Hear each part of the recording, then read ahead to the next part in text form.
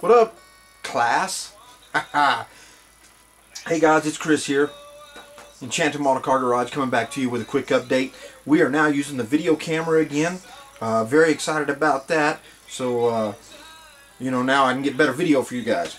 So I'm coming to you with an update today. We're going to talk about the LoneStar project, and then I want to share with you an incident that happened with Revell, and just kind of share my thoughts, my frustrations. So what I'm going to do is I'm going to readjust the camera here, guys, and then we'll get right to this. All right, hang in there.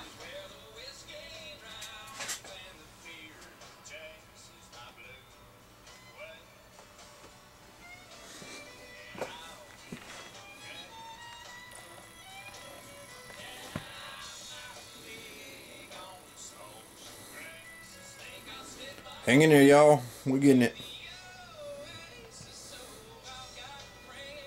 Woo, look at that mess, fellas. Look at the mess.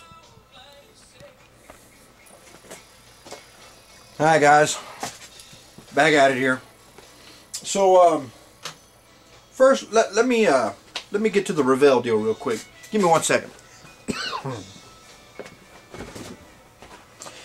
Now, guys, I posted some comments out there with a few of you. I got two favorite kits of all time. First, the AMT reissue of the Fall Guy GMC. That's the first kit that I just absolutely love and could never get enough of those kits. Then, years and years ago, Revell came out with the Can-Do Wrecker. I bought one. That was when my first daughter was born. And I've had it sitting in the closet. I've never built it. Well, I love that kit and was looking to get another one. And guys, it was stupid. Guys, on eBay, the highest I ever saw that kit on eBay, and I ain't kidding you, $600. So the average was around $200. I'm not that guy, fellas. I'm not. I'm a builder. I'm not a big collector. And even if I was, I wouldn't pay that kind of money for a plastic model kit. So whoever's paying it, hats off to you, because I'm not that guy. Now, with that being said, as you know, Revell reissued the Can-Do as the Will-Do record. That was the reissue of it. So I was excited. I went out and bought me a kit. Told my wife, hey, I'd like to get a couple of these kits. My dream truck is a Peterbilt 379 extended hood. So I went to P&P Resin and some other companies, and I bought an extended hood kit. I bought a KTA 600 engine. One of the best engines that Cummins put out, other than, you know, the KT was the all-time best, and they went to of course, the big cams, the N14s, and the N14 to me is the engine to get if you was going to do it today. Unfortunately, you really can't buy those new. They would have to be a reman engine, because now the ISX is taking over. So anyway, with that being said, I started buying all the parts and pieces to build my Dream Pete. And that's great. I wanted to go buy another kit. Find out that it's discontinued already. So, I wrote Revell a nasty letter. Not really a nasty letter, but I always write letters. I'm a guy that was brought up that you write companies, and that's what I did. So I wrote them a letter.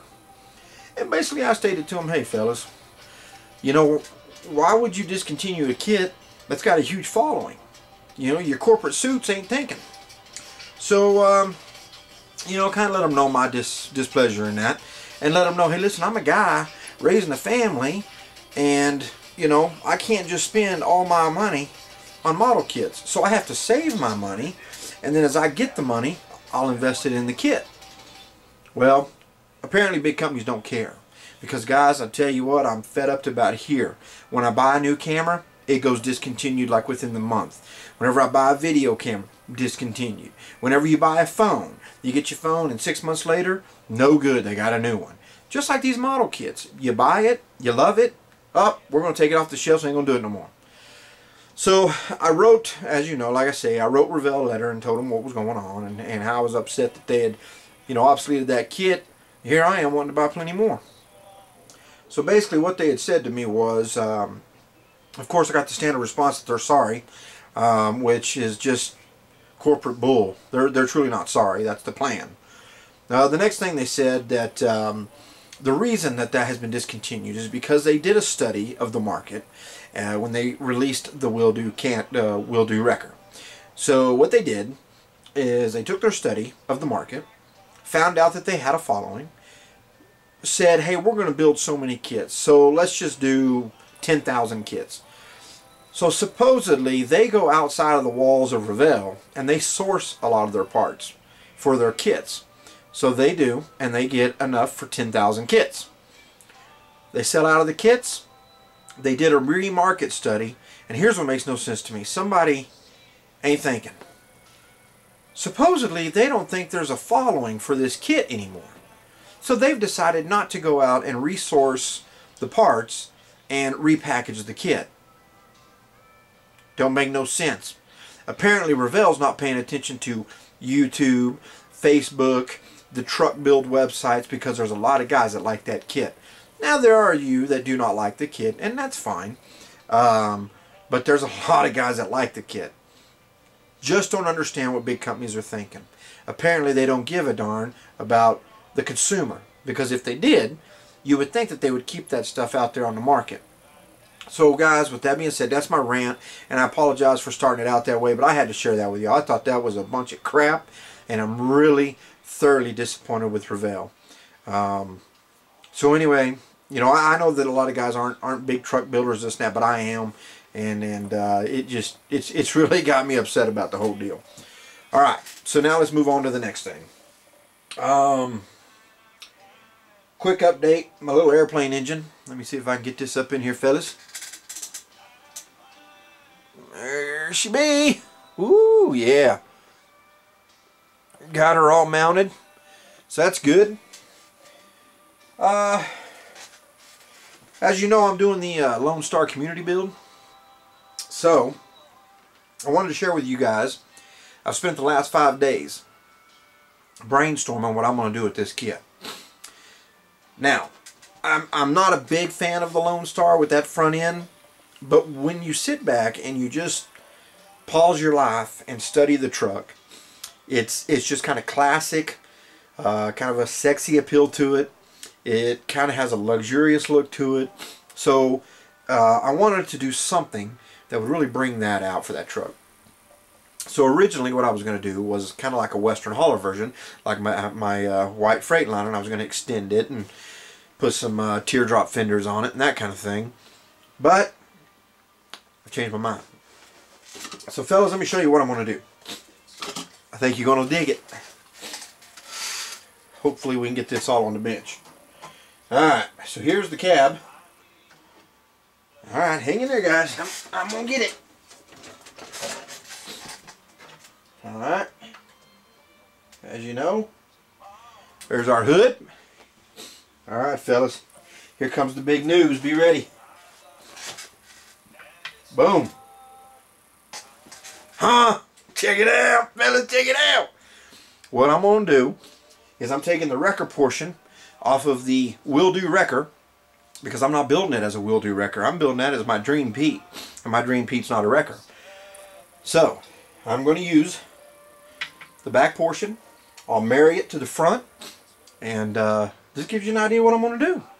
So, my LoneStar build, community build, is going to be a wrecker. And man, am I excited, fellas. Come on. This is going to be cool. You're going to watch it come alive. I'm going to do a lot of updates on this thing all the time. It's almost going to be like a build along. Kind of like what old Diesel Demon's doing with that Pete, which, brother, that's cool, and we got to get on that. But that's what I'm doing with this truck here. Alright? And if this video works out fine, that's cool, because then I'll turn it on and I'll do my build, and you guys can follow along as I do my build. So, with that being said, let me take this off, and I'm going to show you the colors that I've chose for this kit. Alright? So I'm really excited about that, fellas. I'm going to do some more trick stuff, you'll see. But that's kind of the base of what I'm doing. So, there's one of the colors. It's a root beer that I'm going to do. The other color, right there. Can you see it, fellas? Huh? Look at that beautiful thing. That is satin ivory, or silk. Ivory silk is what that color's called. So anyway, that's gonna be the color of my my LoneStar, fellas. Boom, beautiful. Of course, I'll buff it and shine it, and it'll be a lot better than this. So anyway, that's gonna be the colors, guys. I'm excited. Next thing I want to share with you, let's take a jump over to the mini truck. There she be. I got the intake on, got the spark plug wires all set up. I'm going to drill and install them. There's front cover, oil pan. She's coming along. I'm real happy with it. So that looks better. And I'm showing you this stuff on the camera because with my phone it wasn't looking so sexy. Next thing we've talked about, and I want to just reshare this with you. Rusty McBride with Trailer Trash Custom Resins makes this Cummins 5.9 engine. Guys, this thing is sexy as hell. He does an outstanding job. I love it. And it's going in my Ford crew cab that I'm building for my father. Alright, here's the Ford. Got it all glued together. Those marks you see are my cut marks, and not really cut marks, but where my ink pen was. So anyway, got that going. But again, look up Rusty McBride if you're in the market for a Cummins 5.9, a 6.7. He's also doing the Ford Powerstroke 7.3, and I believe he's got the Duramax too. Guy does excellent work. He's excellent to deal with, and I'm glad I found a resin guy that's good.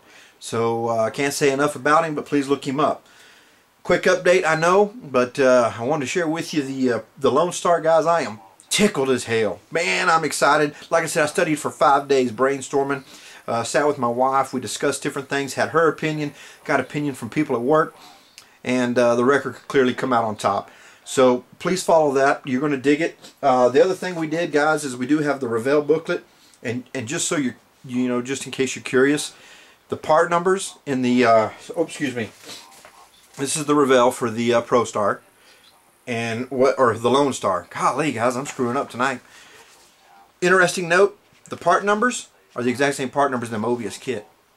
So you tell me, did Mobius go to Revell and outsource their kit and just privately badge it with their stuff? How does that work? Makes you think, doesn't it? Everybody said use the Revell instructions, they're better than Mobius, which they are. And the part numbers from Revell are the exact one on the sprues from the Mobius kit. So that tells me somebody's copying somebody, or they've got a contract, which that happens in corporate America, no big deal, but I thought it was kind of funny. And then of course, you know, I've got the wrecker instructions. We're going to need that. We're going to have to order some custom parts for the LoneStar. So there's probably not going to be a big update. I'm going to start working on the engine. I got to order some chassis stuff because I'm going to have to cut the frame, lengthen it, get ready for this big wrecker on the back. We'll get that done. So guys, man, that was quick. Fast and Furious update. And I guess that's it. I'm chewing on a jawbreaker here, so we'll see what happens, fellas. Rate, subscribe, send your family, send your friends. We'll talk to you later. Take care.